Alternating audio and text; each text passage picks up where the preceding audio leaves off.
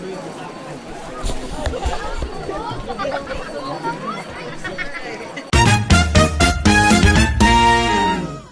guys, for today's video, manglaan may kalimutan Atomic Hermit Cove. Atomic Hermit Cove. What's up mga kalagan? Mayong adlaw ninyong diha. So karon day no, kuyugi mi ninyo mo atitag Aluginsan. Atong suruyon ang sikat nga kaliguanan ang Hermit's Cove. From Cebu City to Aluginsan, diri miagi sa Trans Central Highway para less traffic and smooth travel. Nabot na dyan guys, mga 200 ka oras ang atong biyahe no.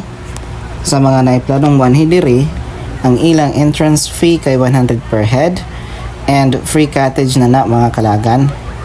Sa mga naiplanong mag-overnight, adunay additional fee 200 per head ug nasad sila available tent nga pwede abangan. Nag-range ang price from 300 to 400 pesos. Layo pagali mga kalagan, makita na ninyo kung unsa ka tin-aw ang ilang dagat ug unsa ka relaxing nga lugar. Dut sa diri mga kalagan, puti kaayo ug pino ang ilahang balas.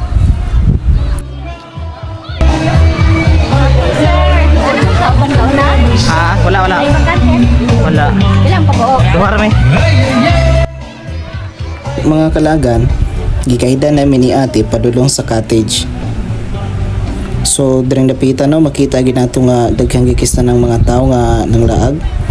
Na timing sad niya mong pag-ari diri nga weekend. Dindot sad kayo ang ilahang cottage mga kalagan. Dako ang lugar, sakto kaayo for family gathering. Kung gusto day ninyo nga masulit ang inyong pag-ari, nya dili mo ganahan mag-overnight, ay highly suggest nga moari mog sayo kay open man sila 7 AM to 5 PM.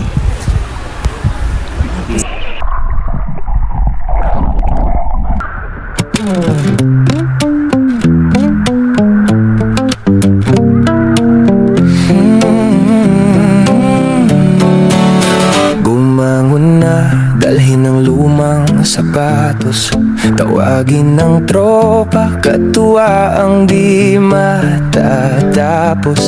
Lagyan ng kulay ang bawat hakbang, wala nang atrasan, mamundok hanggang gumapang. Gumawa ng alaala, tuklasin ang kaligasan, iwanan ng problema, puso lang ang iyong sundan. Thank you for watching my mini vlog mga kalaagan.